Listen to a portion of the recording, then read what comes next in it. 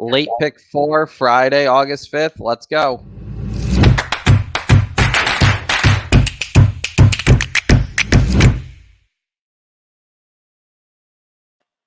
Hey, everyone. Welcome back. We got a fancy new theme song, Colin.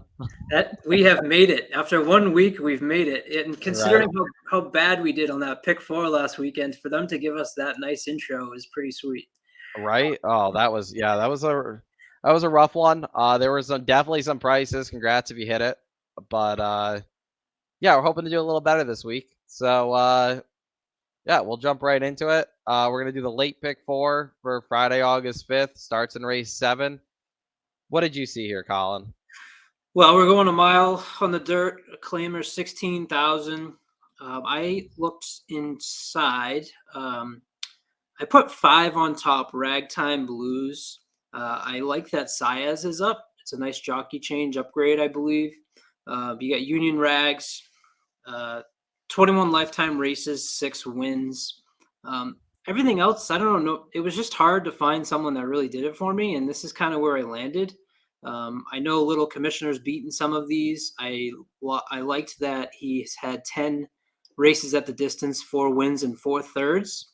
It's kind of the first place I look when I'm going through these types of races is at a mile, who's had success at the distance. A lot of kind of long-time journeyman horses here, and that's where I landed. I took your advice from last week when I asked you about what do you do with these Finger Lakes horses. The 6 Parade Field is one of those horses out of Finger Lakes, and listening to what you said last week about maybe looking at the horses that have been successful in strong races over at Finger Lakes, the ones that you can lean on here at Saratoga. This horse didn't really look successful in fancy races at Finger Lakes, so I passed on the 6 Parade Field, and at least I have the 5 on top. Is that sort of where you're thinking, or where are you feeling? This race is tough here. I actually landed on the number 4 direct order as my top pick in here, and not a super confident top pick, but the horse is 5 career wins at the distance. Keeps Manny Franco after last time just missing at the distance. Uh, Trainer's been hot this meet. 3 for 12, but has 3 thirds and a second, so 7 for 12 in the money for Gustavo. That was kind of good enough for me against this field. Lil Commissioner is one I'll probably use on my ticket defensively. He won last time against similar, but Altris has been ice cold. I agree with your pick as well. Like, this is just a tough field, and I really didn't know where to go, and I landed on Manny Franco, and I'm not too happy about it, to be honest with you. I, Um, I had the 4 on there as well. One thing I'll ask you about is 2 things. One thing I noticed, I always fall victim to this. I look at patterns, and this horse has that pattern of doing well every other race, and it did well last race, and I sort of expect that downgrade of this next race. This horse is being claimed every race or every other race. What does that signify to you? Seeing all these claims, it means that they must see some talent there, or I'm not sure. yeah, in my opinion, with the claims, and I've just like this is just my opinion after talking to a lot of people about claiming races. It's a good sign when you see a horse like this that has like if you look at his running lines, he is claimed like almost every other start or like every couple starts this horse is claimed. And you look at the trainers claiming it, Ray Handel, Michelle Nevin, Gustavo has him now, but well, I'm just drawing back here. Altris has had this horse. Noda's had this horse. Uh, Kamenyarki's had this horse. Jason Service had this horse way back when. Oh, this poor thing. But when you see a horse claim this much, it usually means it's because they're actually fit and they are doing well, and they're not one of these claimers that is being, they're not like it's not the Lasix making this horse like okay or anything like that. The horse is just naturally fit. So it's a good sign in my opinion. I also personally, I don't know. I'd have to actually look at stats for this. I don't know how true it is. I like when you see horses that are claimed and the jockey stays on for the new trainer. This is his what one? He's had 1, 2, 3, 4, 5, 6, like 7 out of his last 8 races, and that's been for like 5 different trainers. Manny Franco has been the mount has had the mount for. In my opinion, that's a good sign because that means like okay, they're trusting that Manny understands the horse and the new trainer's throwing him on. So I take that as a good sign. So he's going to be my top pick in here. And my second choice in here is all the way on the outside, the number 9, Auburn Hill, who we just saw last week, I believe. If I get my dates right here by the time this airs. Yeah. June 28th he ran at Saratoga and he did not run good at all. But he was inside speed that day, and I think today is outside speed. He might get a little more favorable of a trip. I also think there's less speed in here than there was in that race. So he's my other one that I'm hoping kind of like he's the pace, and then direct order is like the mid pack stalker. So those are the main 2 that I really wanted to use in here. Yeah, and I agree with you. I had the 9 as my second choice as well. I like the fact that he's run 4 times at Saratoga with a first, second, and third. And if you go back and look, the races where he hasn't done well, he's had an off track. Sloppy and good back at Aqueduct, and that race on the 28th at Saratoga was on a good track. The races that has been on a fast track have actually been pretty good in comparison to some of the other horses in this race. So I did go 5 on top with the 9. And then I added the 3, 4. So I did go a little deep in this race because, as you said, I think it's a pretty open race. The one that might scare me, although the connections I'm not really as familiar with, is the 1 Invest. The only reason I was interested was, again, looking at that distance. Really far back in the last race, though. Hasn't raced for 2 months. I think I'll be okay leaving that one off the ticket. Yeah, that's kind of what I looked at. Trainer's not bad. I don't know much. I don't know much about. I honestly don't know. I can't even pronounce the name. But 20% on the year, 4 for 20, not terrible. So this does not seem like 2 of the wins have been this horse as well. Got 2 wins back at Aqueduct. Not against super strong competition though. Won an 8K claimer and then a state bred 72 NX1. Probably about comparable. Was a huge price both times too. So, this horse goes off at like 25 to 1 again. Maybe is worth throwing on, especially in the first leg of this sequence. One of those like last second add ones. Yeah, and especially with that early speed on the inside.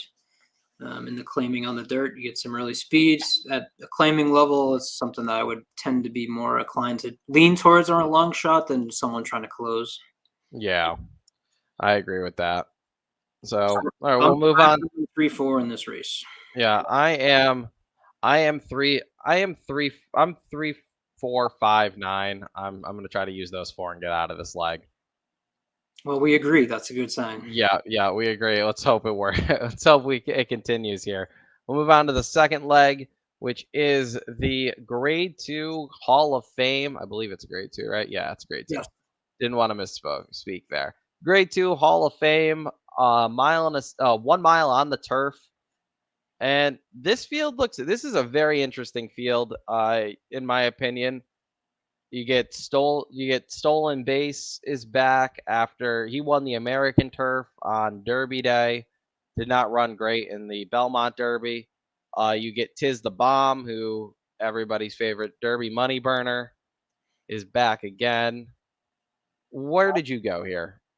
Well, what to do with Tiz the Bomb, right? I mean, that's kind of the name that you're going to have the recognition on the everyday public that doesn't necessarily follow. You walking into the Whitney weekend, which is obviously going to have a lot more attention than maybe some of the other weekends. And I think that Tiz the Bomb is going to have that name recognition to take some money. We all talked about going into the Derby, the Kentucky Derby, that this is a turf horse and what's he doing on the dirt, and had run on the Astro. Or the synthetic, I should say, but then came out in the Belmont Derby at 5 to 1 and pretty much laid an egg with no impact in that race. So now you got him back.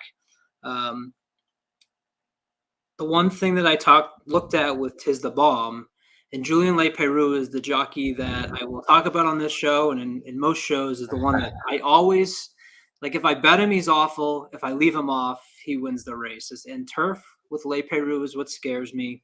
Um, I tend to think that that's a jockey upgrade, even though I'm not a big fan of Leparoux.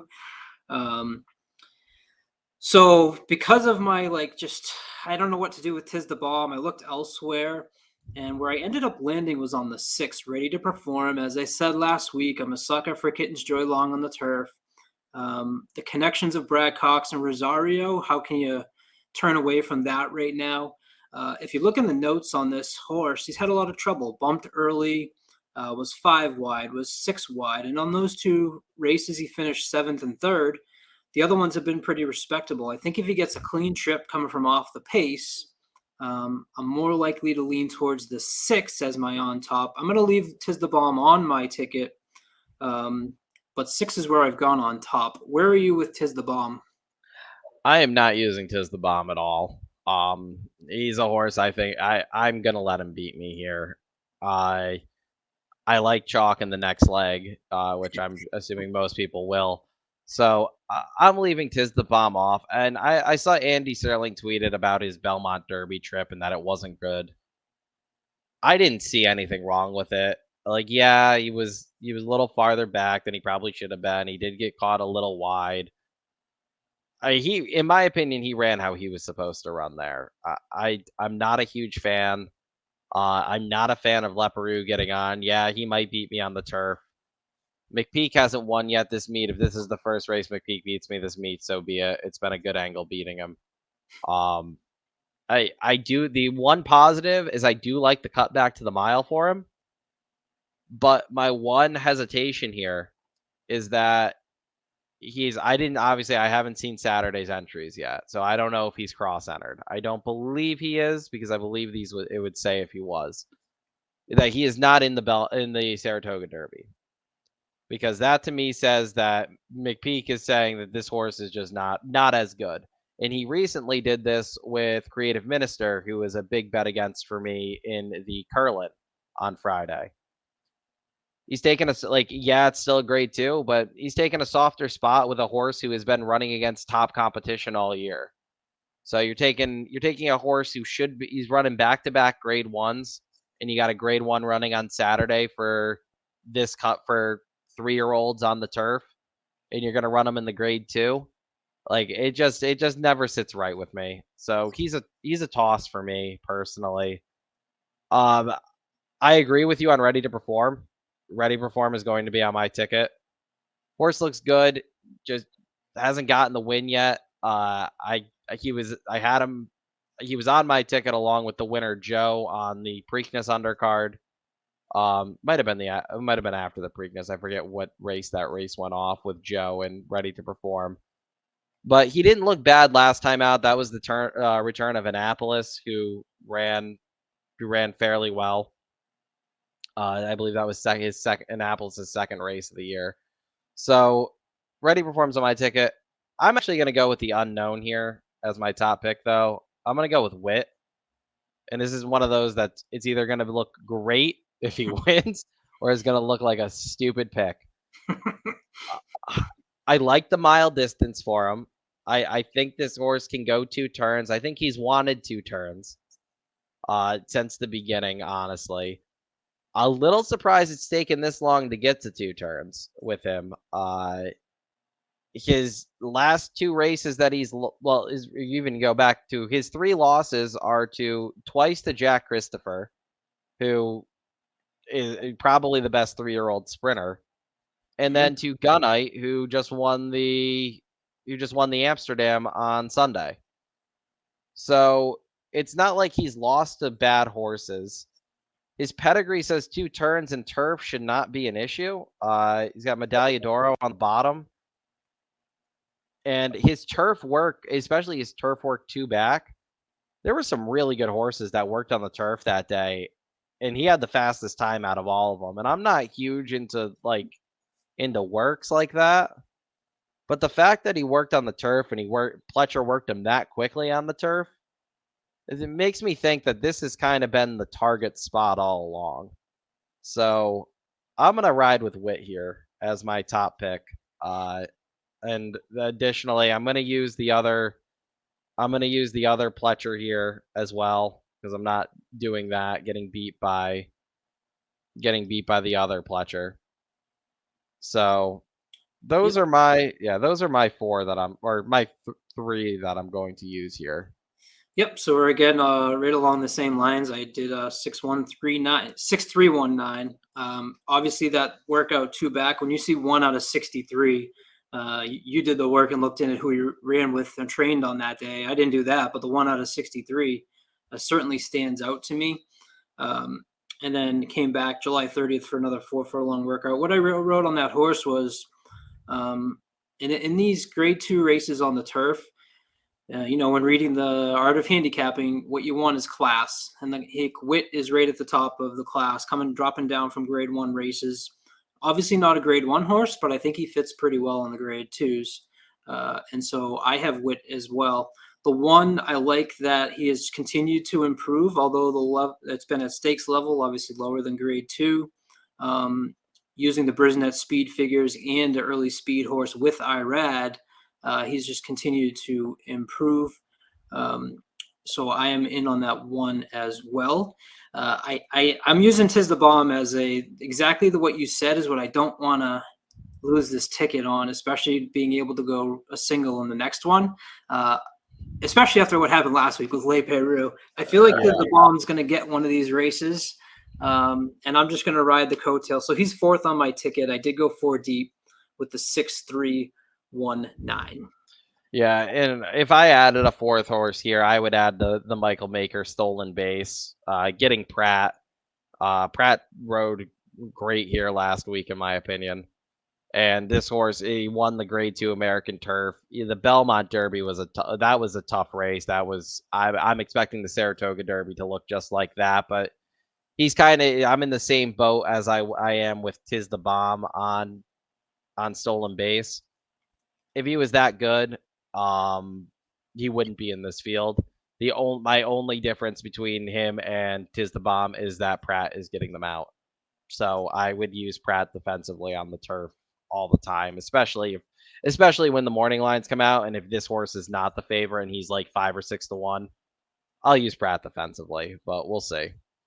Yeah, the one difference I saw there was Stolen Base has raced against Tiz the Bomb 4 times, and Tiz the Bomb's beaten them all 4. So if you're doing the game, it's hard to say that, okay, this will be the time Stolen Base turns it around. And that's the only reason, one of the reasons I went back with Tiz the Bomb. Yeah, and it makes sense. I just know he's going to be bet, so it's more of like a value type of toss for me. But speaking of no value here, we'll move on to the Troy. Move on to the Troy, Grade 3 Troy, race 9, 5.5 on the turf, and there's one very big standout here, and in my opinion, there's everybody else. I'm not against Golden Pal. Are you? No, I guess we can skip the race 10. No, I'm terrible at finding those singles in these pick 4s and pick 5s. It's definitely my weakness.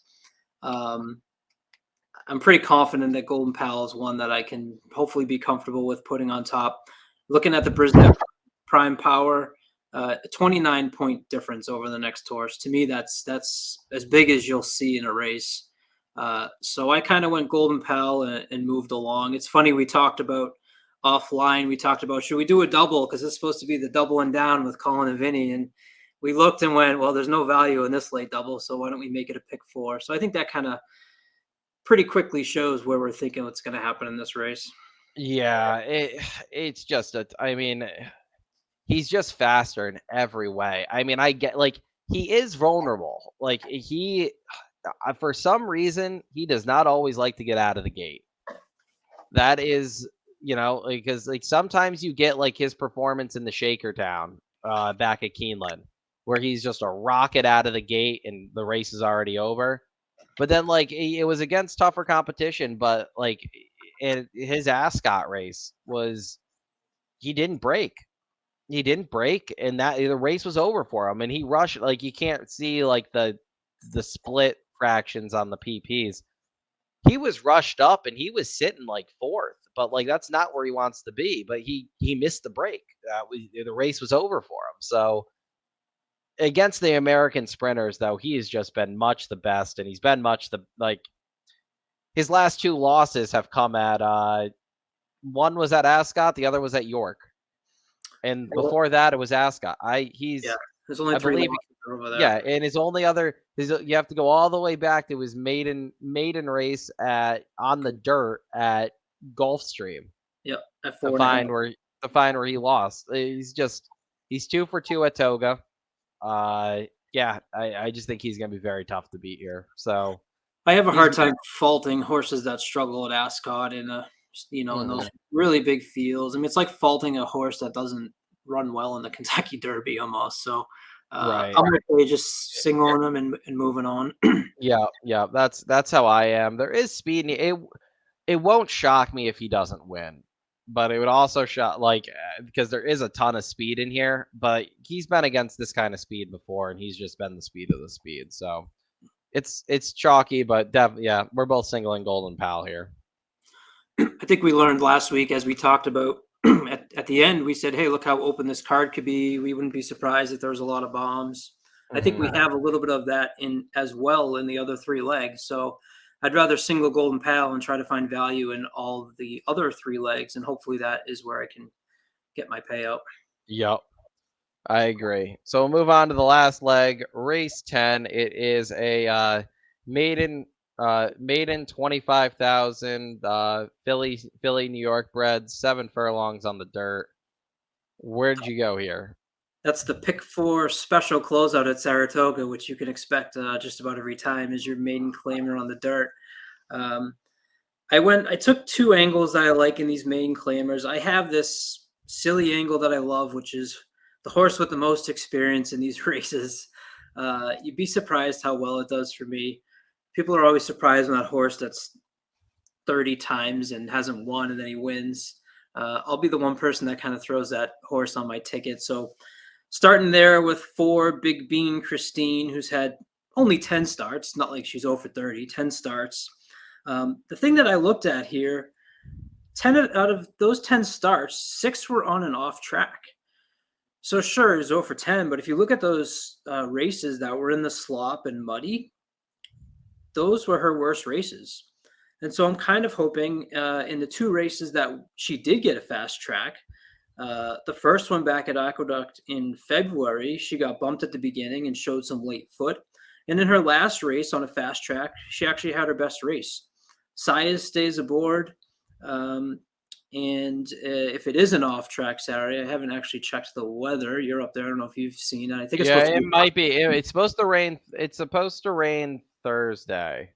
Okay, it's so supposed to rain. So it might. There's a possibility of water all weekend at the moment, but it seems like it's really supposed to rain Thursday at the moment, and everything else it's supposed to be like scattered. So we'll see. Hopefully that holds. It would not surprise me though if we did end up getting like a little bit of a wet track here for this late pick 4. And so along with the most experience, I also like the least experience. You have 2 horses in here that haven't raced at all. The 2 and the 8, one with James Bond, number 8, and the 2. What I liked about the 2 is 5 starters on the dam side with 5 winners, with Curlin on top there as well. So those 2 attracted me as possibilities that could possibly finish off the nightcap. So I had the 4, 2, 8, and also the 5. But I'll let us talk about who you put on top first. Yep, I actually agree with you with Big Bean Christine as my top pick in here. I like that you said I like that Saya stays on. Her last race, in my opinion, is good enough to win this. Mm-hmm. I don't think she's got to run much better than that to win. So that's my top pick. The other horse the one horse you didn't mention that I am using is Skyward Princess with the Manny and Chad runner. Going turf to dirt.